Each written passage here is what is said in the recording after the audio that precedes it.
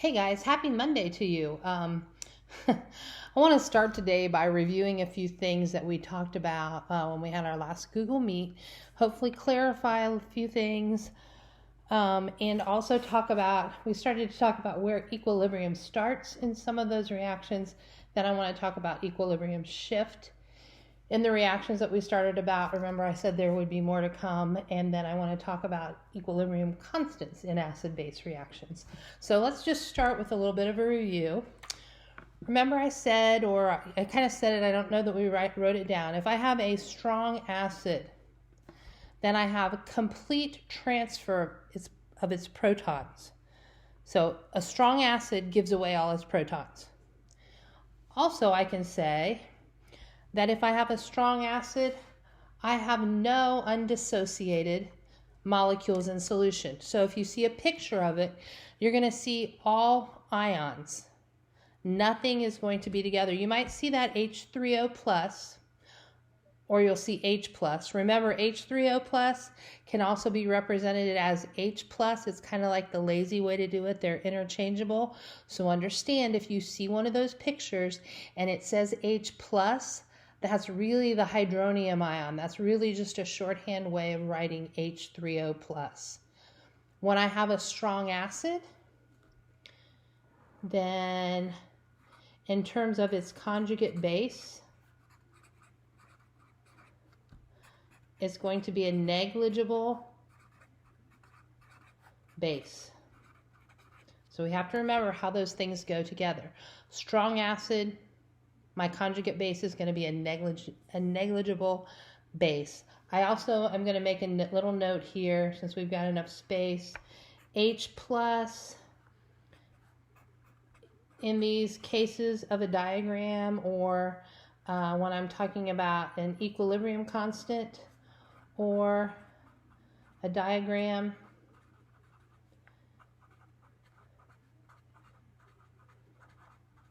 those things are going to start being interchangeable. So understand that. In a reaction, if I'm writing out an equation, a reaction equation, these are never interchangeable.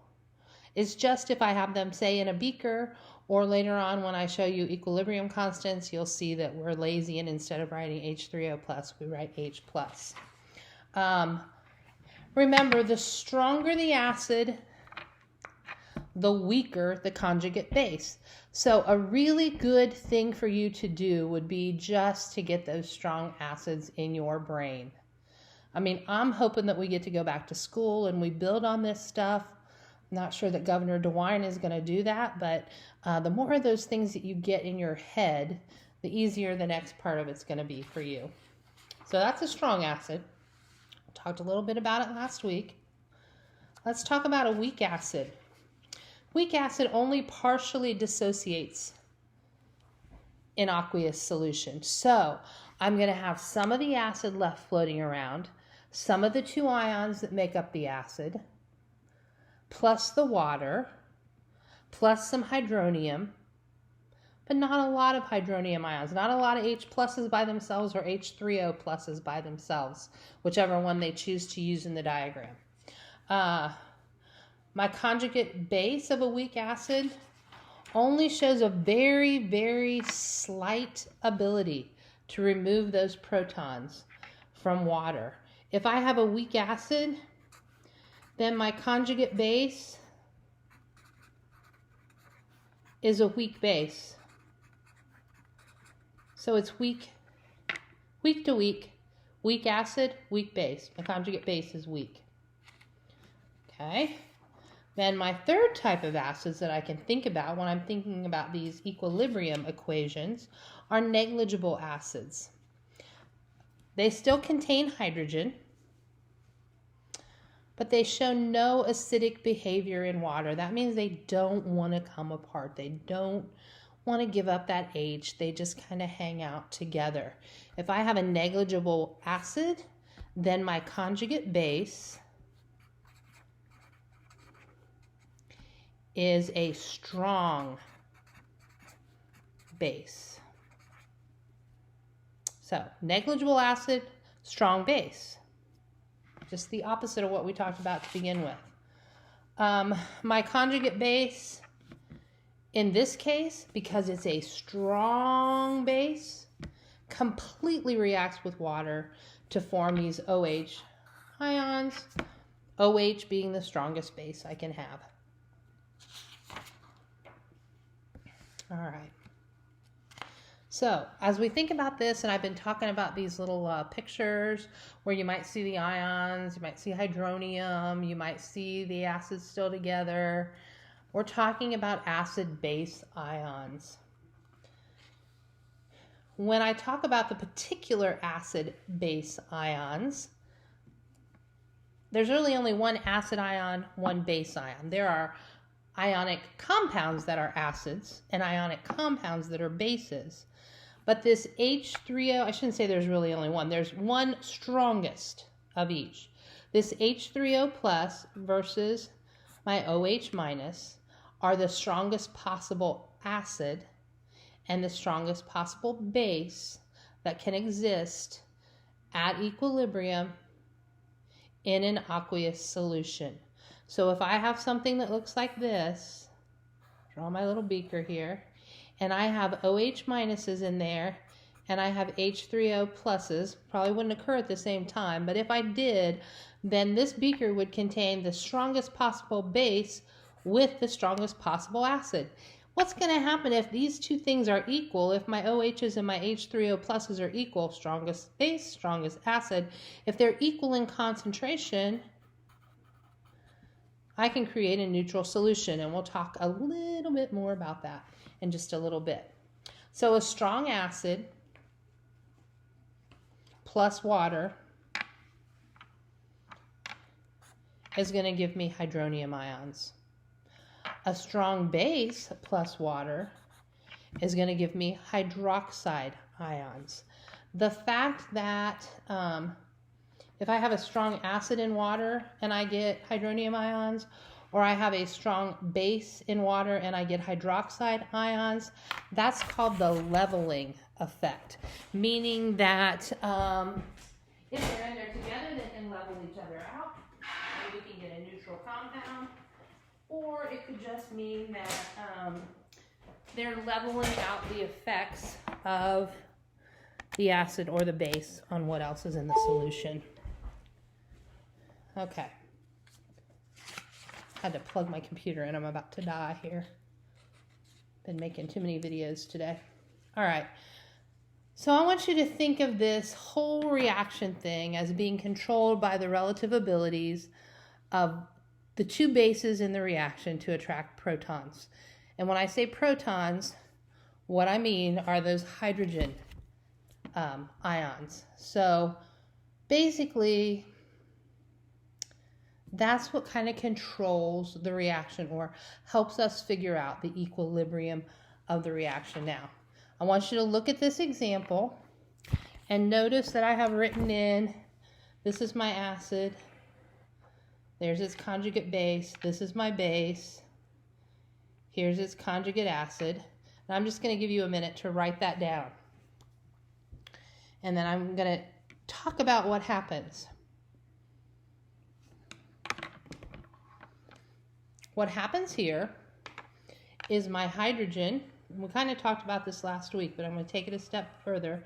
My HA gives up a hydrogen to form, take my water and form the H3O plus, which then leaves on this side of the equation my A as an ion all by itself.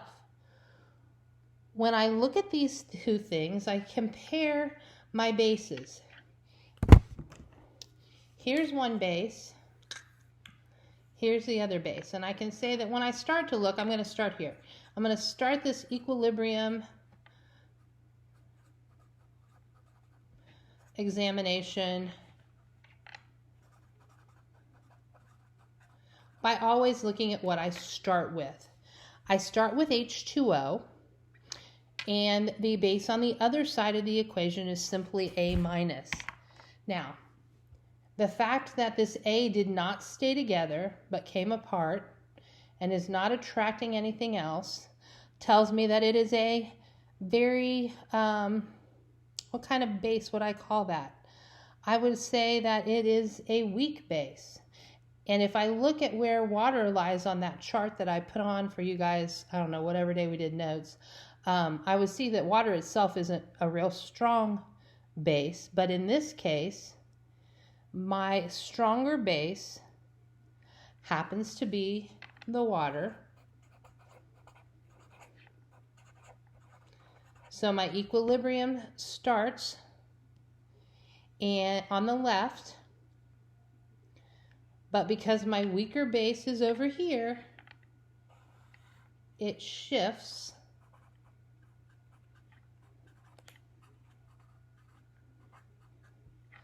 to the right. And I know this because the proton transfer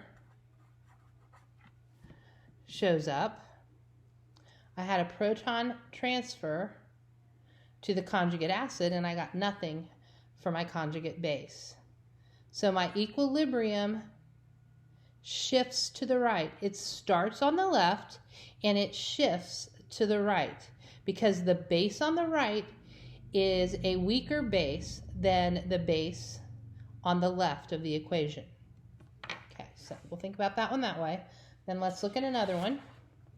It's a little bit different. In this case, I'm just going to give you a minute and let you write down the reaction. And I want you to try to label the acid with its conjugate base and then the base with its conjugate acid. And see how you do with that.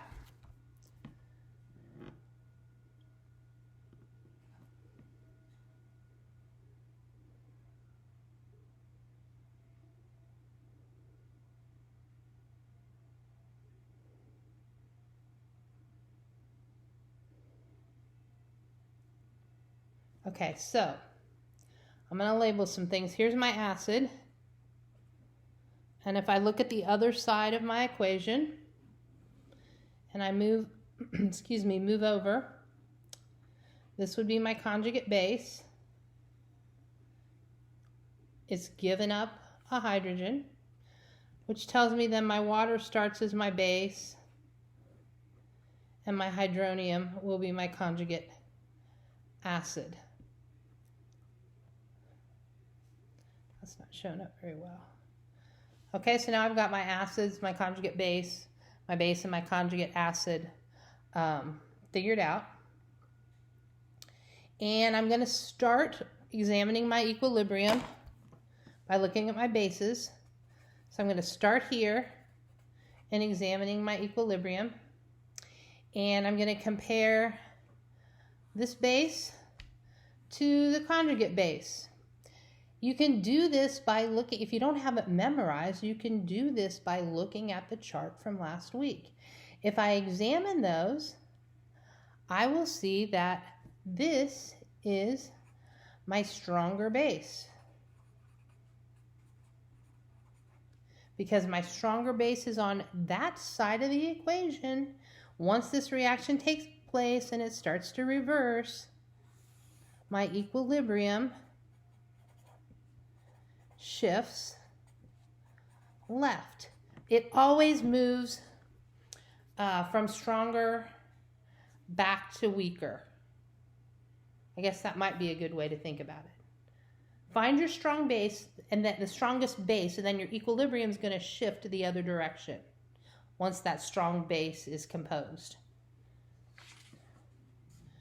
If I think about that, I can say, in every acid-base reaction, equilibrium always favors the transfer of the proton from the stronger acid to the stronger base. And then I form a weaker acid and a weaker base in the process. Listen to that again. Equilibrium always favors the transfer of the proton from the stronger acid to the stronger base.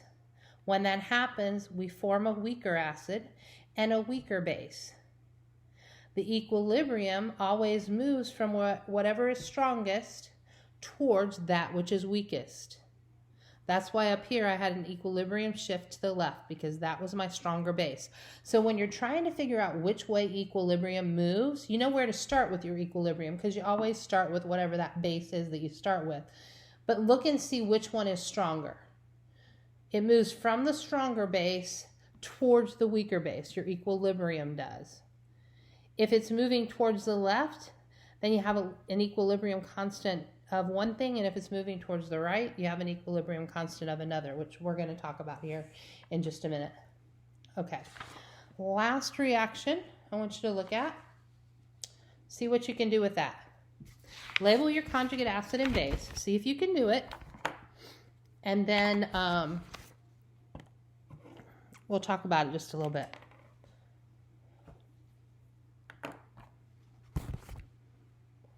Okay, so we're developing a pattern here. This is my acid. Here's my base that I start with. My acid is going to give up a proton, and my base is going to pick it up. So if I come over here, there's my conjugate base. If I look at here, I've started with a base, so that means that tells me this is my conjugate acid. So we're kind of taking these a step further than we did before. So I have to now stop and I have to look at my two bases. I've got CO3 2 minus and I've got HCO3 minus. And I have to decide which one is the stronger base. Which one is the stronger base? I'm going to let you figure that out. See what you come up with, and then I'll see. That's maybe the first thing we'll discuss when we get back together. I barely touched on these when we got together with that one problem. I think it was number 26. So I wanted to give you a little more detail because we hadn't talked about equilibrium shift yet in notes. So now we know to figure out an equilibrium shift, we find our two bases. We start with whatever base. We start evaluating equilibrium with our beginning base. We look at the new base. We compare them in strengths.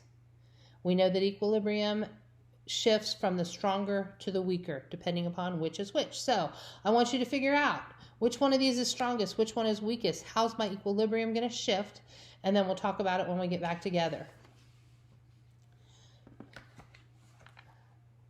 I want you to evaluate the reaction, figure out which way equilibrium is shifting, and then when we look at these things, we have something called an equilibrium constant. And an equilibrium constant, when we're looking at a whole reaction, can either be said to be greater than 1 or less than 1. If equilibrium lies to the right, then I say that my equilibrium constant is greater than 1. If it lies to the left, then my equilibrium constant is less than 1. So we're going to start with that in our equilibrium constant, and then we're going to move on and do just a little bit more with it. All right, so let's talk about the ion product of water. Let's look at what we have. If I want to talk about my ion product constant or my equilibrium constant for water, I have to think about the things that the ions I can get from water when I put other things in them. So understand right now, we're not talking about pure water. We're saying water, but they're always really talking about an aqueous solution. So there's going to be some other form of ion in there, but we call those ions negligible in terms of our Kc or our equilibrium constant. So that's how I represent the equilibrium constant for water. And remember I said these are interchangeable. So eventually we're going to get lazy and we're going to, instead of writing that H3O+, we're just going to start writing our hydrogen ion. When I'm talking about specifically water, I call it my Kw, or my equilibrium constant for water. My equilibrium constant for water, any type of an aqueous solution, is the concentration of the hydronium ions multiplied by the concentration of the hydroxide ions. They are equal to a constant, hence the equilibrium constant, of 1 times 10 to the negative 14th, and both of these concentrations are given in terms of molarity, so that doesn't confuse you in a problem. They're always given at standard temperature, which is 25 degrees Celsius, unless you're told otherwise. is called the equilibrium constant for water. That's Kw. And it's equal to the ion product constant for water, which is what we wrote down to begin with, the Kc equals H3O plus times OH minus. Those two are the same thing, so don't let it confuse you, one wording compared to the other wording. It's asking for the exact same thing. All right. So if I have a solution, and notice here, I've started just saying H plus, because that's a lot of times how it'll show up. That represents my hydronium ion, I understand, in a solution. My H plus is equal to my OH minus. If that is the case, what happens? I have a neutral solution. If that's the case, when H is equal to OH, in terms of concentration, molarity, I have a neutral solution. We have to remember, in most solutions, H plus and OH minus are not equal. Rare that it happens. Of course, we know we can make a neutral solution, but we don't usually start out with one. As the concentration of one increases, the other has to decrease. Why? Because I'm dealing with a constant. It's an inverse relationship that when one goes up, the other goes down. We know that's an inverse relationship, mathematically speaking. And the product of their concentrations is always 1 times 10 to the negative 14th. It's a constant. It doesn't change. So that's a really helpful thing you need to remember to be able to use in your math problems with this stuff. All right, so let's look at this. If I've got an H that is greater than an OH, that means I have more hydronium ions than more hydroxide, or I have more hydronium ions than I do hydroxide ions, then that's going to give me an acidic solution. If I have a case where I have less hydronium ions than hydroxide, that's going to give me a basic solution. So let's look at an example problem. Pull out your calculator. Calculate the concentration of H plus in a solution in which the concentration of OH minus is 0.01 molar.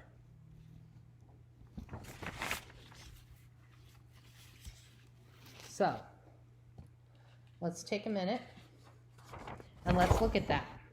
I know that my concentration of my hydrogen multiplied by my concentration of my hydroxide ion is equal to 1 times 10 to the negative 14th. This is what I know. I also know, what did I give you in the problem? I know that my OH concentration is equal to 0.010 molar. So now I can take my equation and I can plug in what I know. So I know that my hydronium ions multiplied by 0.010 molar OH is equal to 1 times 10 to the negative 14th. I want to get my H by itself, which means I have to divide through by the molarity of my OH minus. So I can say that my H plus is equal to 0.010 molar OH minus under 1 times 10 to the negative 14th. Or 1 times 10 to the negative 14th divided by 0.010 molar OH minus is equal to my hydronium ion concentration. When I do that, I find that H plus concentration is equal to, I don't know, I need to plug it into my calculator.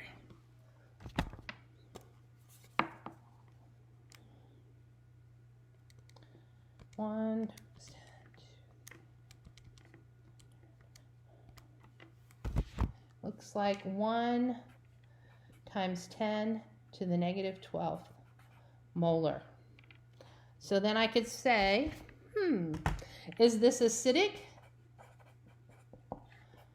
or basic or neutral?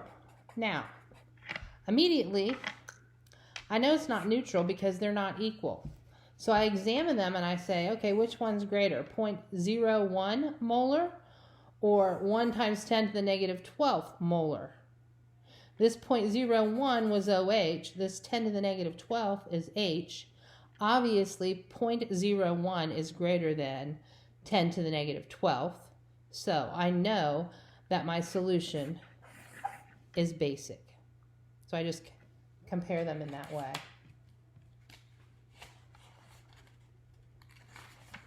Okay. One last thing I want to cover really quickly, and then we'll be done for today, is the auto-ionization of water. One of the most important things about water, or properties of water, and I've said this before, I said it the last time that we got together when we worked problems, and I said it in the video previously, is water has that ability to act as either an acid or a base. When it's doing that, we call it a Bronsted-Lowry acid or a Bronsted-Lowry base. This BL, I put this in here on purpose, sometimes on handouts or maybe even on the test, rather than typing out that Bronsted-Lowry, you'll just see BL, and I wanted you to understand what that was. In the presence of an acid, it acts as a proton acceptor. So if I have an acid, water is going to act as a proton acceptor. In the presence of a base, it's going to act as a proton donor. So it just depends on what it's with. I can have a reaction between water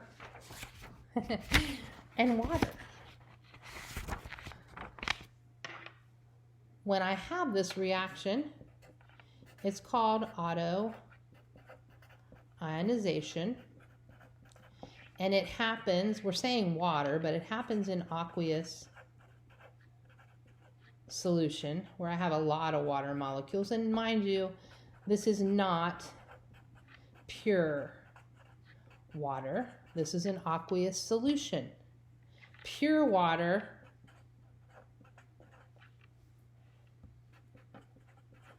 it doesn't really work with, and remember, pure water is a poor conductor. If I'm talking about an aqueous solution, I'm talking about acids and bases being present, I'm going to have some type of a conductivity. It's not going to be a poor conductor. This auto-ionization process is very rapid. This water switching between OH and H3O plus happens really quickly, but it does happen. And I think that's a good place to stop. A couple of things I want to go over really quickly. Number one, if you have missing notes or missing problems, you need to get those to me today. I need to get them in the grade book, and be sure that as you take these notes today and you do the problems, that you follow the directions and you follow the timeline for getting things delivered to me. We have to do it in a timely manner so that I can get grades in. I'm following a path that has been discussed with Urbana University and the way that we're handling things. So I need to have your work. You know, I understand it's difficult to follow a schedule when things are like this, but I need to have things in a timely manner. So I'm going to start from here on out, just like I did last week. There will be a date and a time that things need to be delivered to me by so that I can get those grades turned in. So if you haven't done that, just be sure that you do. I've sent out a few emails to remind some of you. So if you haven't checked your email, check your email. So today, get your notes taken, get your problems done, and we will meet again on Wednesday at 11:15, and I will go over any problems that you would like to see. I would just ask that you please send me your problems in advance, and that way I can look at them and I know what I need to go over, I guess, so that I can have the questions ready and I'm not shuffling around within my stuff to try to figure out, oh, what was number 28? So, okay, that's it. Have a great day, and I will talk to you soon.